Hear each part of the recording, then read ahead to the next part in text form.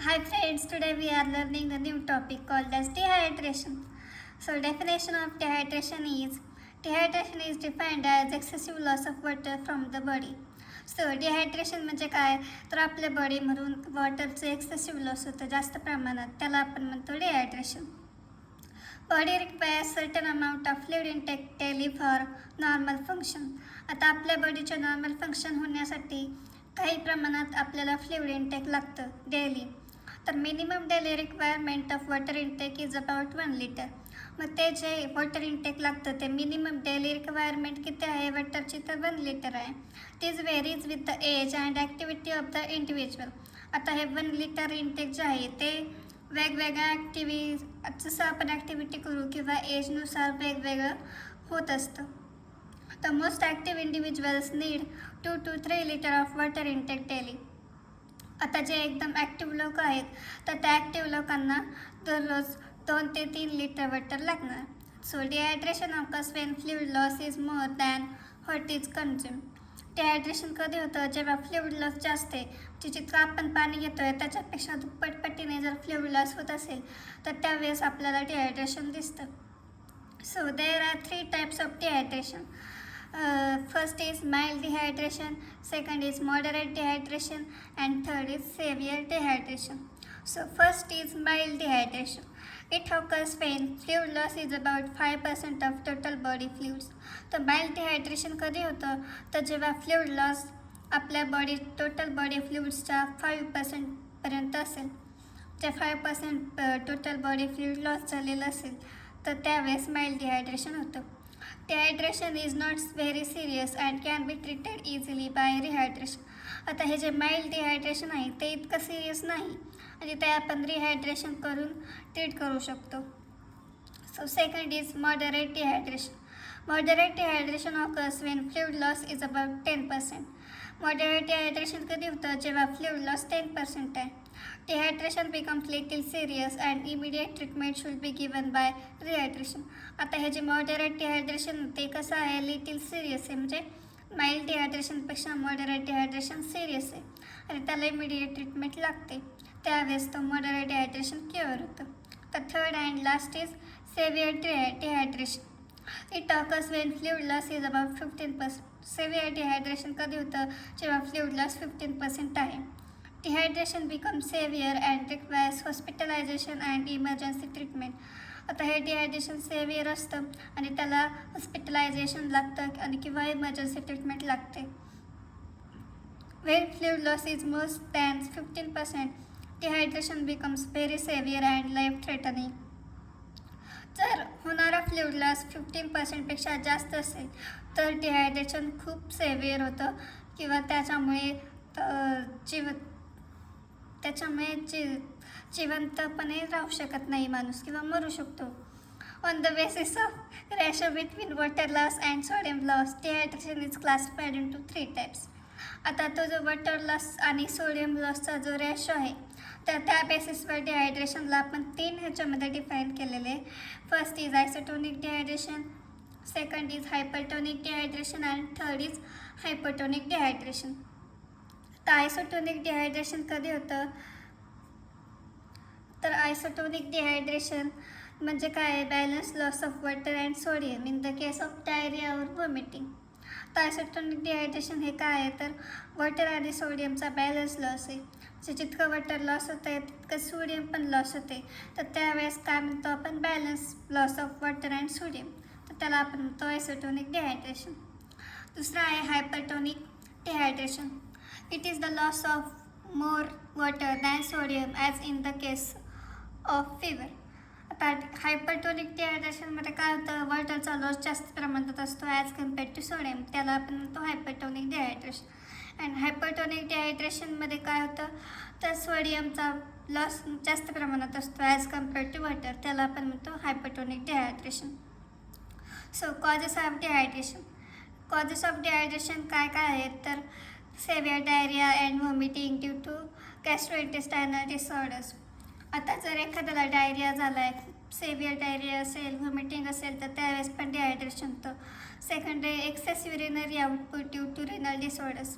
आता किडनीचे जे काही डिसऑर्डर्स आहेत तर त्याच्यामध्ये डिसऑर्डर्स असतील तर त्याच्यामध्ये एक्सेस युरिनरी आउटपुट झालं तर तेव्हा पण डिहायड्रेशन होतं.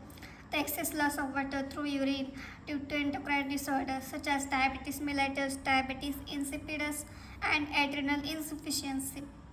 The fourth आहे insufficient intake of water. Insufficient intake of water म्हणजे कमी प्रमाणात जर वॉटर घेतलं गेलं तर त्यावेळेस पण डिहायड्रेशन होतं. द फिफ्थ आहे prolong physical activity without consuming adequate amount of water in hot environment. तर प्रोलॉंग फिजिकल ॲक्टिव्हिटी झाली किंवा एखाद्याने खूप प्रमाणात एक्सरसाइज केलेली आणि त्याच्यामध्ये त्यांनी पाणीच पिलं नाही आहे हॉट एन्व्हायरमेंटमध्ये त्यावेळेस पण डिहायड्रेशन होतं. Excessive sweating leading to heat frustration. आता एक्सेसिव्ह स्वेटिंग जर असेल तर त्यामुळे पण डिहायड्रेशन होतं. आणि सेवन्थ आहे यूज ऑफ लॅक्झेटिव्ज और diuretics in order to lose weight quickly. This is common in athletes. तर लॅक्झेटिव्हचा यूज केला तर डिहायड्रेशन होतं. The sign and symptoms of dehydration. So there are many signs and symptoms of dehydration. First mild and moderate dehydration. तर त्याचे काय sine and symptoms आहेत तर ड्रायनेस ऑफ माउथ. सेकंड आहे excessive thirst, decrease in sweating, decrease in urine formation, headache, dizziness, weakness and cramps in legs and arms. हे कशाचे symptoms sine and symptoms आहेत तर माइल्ड अँड मॉडरेट डिहायड्रेशनचे. तर सेव्हिअर डिहायड्रेशनचे काय sine and symptoms आहेत तर बघूया. डिक्रीज इन ब्लड व्हॉल्यूम, त्यामध्ये ब्लड व्हॉल्यूम डिक्रीज होतं. Second decrease in cardiac output decrease होतं. थर्ड आहे लो BP म्हणजे ब्लड प्रेशर कमी होतं. फोर्थ आहे hypovolemic cardiac shock. So hypovolemic cardiac shock होतं. आणि पाचवा आहे फेंटिंग. तर व्हेरी सेव्हिअर डिहायड्रेशन. तर व्हेरी सेव्हिअर डिहायड्रेशन जर झालं असेल तर त्याचे काय साईन अँड सिम्पटम दिसतात तर damage of organs like brain, liver and kidneys. तर व्हेरी सिव्हिअर डिहायड्रेशनमध्ये आपलं जो ब्रेन, लिव्हर आणि किडनी आहे तर त्या ऑर्गन्सला डॅमेज होतं. Second mental depression and confusion. तर सेव्हिअर डिहायड्रेशन झालं तर मेंटल डिप्रेशन होऊ शकतं किंवा कन्फ्युजनमध्ये जातो. थर्ड आहे रिनल फेल्युअर जे किडनी फेल्युअर होतं. फोर्थ आहे कन्व्हल्जन्स आणि फिफ्थ आहे कोमा. सो डिहायड्रेशन इन इन्फंट्समध्ये काय आहे तर infant suffering from severe diarrhoea and vomiting cause by bacterial और व्हायरल इन्फेक्शन डेव्हलप डिहायड्रेशन. तर जे काही इन्फंट्स आहेत की ते सफर करत आहेत सेव्हिअर डायरियामध्ये किंवा व्हॉमिटिंगमुळे आणि हे व्हॉमिटिंग आणि सिव्हिअर डायरिया जर बॅक्टेरियल किंवा व्हायरल इन्फेक्शनमुळे झालेलं असेल तर त्यांना डिहायड्रेशन होऊ शकतं. It becomes life threatening if the lost body fluids are not replace. तर जितका बॉडी फ्लुइड्सचा लॉस झालेला आहे तो जर आपण रिप्लेस केला नाही तर ते लाईफ थ्रेटनिंग होऊ शकतं. This happens with parents are unable to recognise the signs. आता हे कधी होतं जेव्हा त्या बेबीचे पॅरेंट्स साईन्स ओळखू शकत नाही त्यावेळेस हे लाईफ थ्रेटनिंग होऊ शकतं. Already volume of ECF is decrease during first 6 months after birth. जेव्हा जन्म झाल्यानंतर ECFचा व्हॉल्यूम जो असतो तो डिक्रीज झालेला असतो पहिल्या 6 महिन्यांनंतर. And dehydration affect the infant severely. आणि त्याच्यामुळे डिहायड्रेशन इन्फंट्सला सेव्हिअरली अफेक्ट होतं. So immediate treatment must be given to save the infant. जर बच्चूला वाचवण्यासाठी आपल्याला इमिडिएट ट्रीटमेंट द्यायची गरज असतं. Ageing effects of dehydration. आता एजिंग इफेक्ट्स काय आहेत तर elders are at high risk for dehydration even if they are healthy. जर आता हे जे एल्डर्स असतात तर ते जे जरी हेल्दी असतील तरी त्यांना हाय रिस्क असते डिहायड्रेशनची. It is because of increase fluid loss and decrease fluid intake. जसं वय वाढत जातं त्यावेळेस काय होतं तर फ्लुइड लॉस इन्क्रीज होतो आणि त्याच्यामुळे फ्लुइड इंटेक पण डिक्रीज होतं. त्याच्यामुळे आपल्याला एल्डर्समध्ये जास्त प्रमाणात डिहायड्रेशन दिसू शकतं. In some cases severe dehydration in old age may be fatal. Old एजमध्ये सेव्हिअर डिहायड्रेशन फॅटल असू शकतं म्हणजेच हानिकारक असू शकतं किंवा त्याच्यामुळे एखाद्याचा जीव पण जाऊ शकतो. So treatment of dehydration. Treatment depends upon the severity of dehydration. आता डिहायड्रेशनची ट्रीटमेंट त्याच्या सेव्हिरिटीवर डिपेंड असते. In mild dehydration best treatment is drinking of water and stopping fluid loss. तर जर डिहायड्रेशन माइल्ड असेल तर त्याची बेस्ट ट्रीटमेंट काय आहे तर जास्तीत जास्त प्रमाणात पाणी पिणं आणि त्याच्यामुळे फ्लुइड लॉस स्टॉप होतो. However, in severe dehydration, drinking water alone is ineffective because it cannot compensate salt loss. जर सेव्हिअर डिहायड्रेशन झालेलं असेल तर त्याच्यामध्ये फक्त पाणी पिणं हे इफेक्टिव्ह नाही आहे, कारण त्याच्यामध्ये सॉल्ट लॉस झालेला आहे तर तो भरून निघत नाही. So effective treatment for severe dehydration is oral rehydration therapy.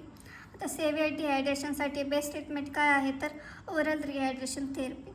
तर आपण बघूया ओरल रिहायड्रेशन थेरपी काय आहे. ओरल रिहायड्रेशन थेरपीलाच आपण म्हणतो ORT is the treatment for dehydration in which and oral rehydration solution is administered orally. तर ORTमध्ये आपण काय देतो तर ओरल रिहायड्रेशन सोल्युशन दिलं जातं. ORS was formulated by World Health Organisation. आता हे ORS वर्ल्ड हेल्थ ऑर्गनायझेशनने फॉर्म्युलेट केलेलं आहे. This solution contains anhydrous glucose, sodium chloride, potassium chloride and trisodium citrate. आता ORSमध्ये काय काय असतं तर अनहायड्रस ग्लुकोज असतो, सोडियम क्लोराईड असतं, पोटॅशियम क्लोराईड आणि ट्रायसोडियम सिट्रेट असतं. त्याच्यामुळे जर आपण ORS दिलं तर जो सॉल्ट लॉस झालेला आहे तर तो भरून निघतो. In case of very severe dehydration, proper treatment is intravenous administration of necessary water and electrolytes. जर डिहायड्रेशन खूपच जास्त प्रमाणात सेव्हिअर असेल तर त्याची प्रॉपर ट्रीटमेंट काय आहे तर IV ॲडमिनिस्ट्रेशन करायचं वॉटर आणि इलेक्ट्रोलाइट्सचं.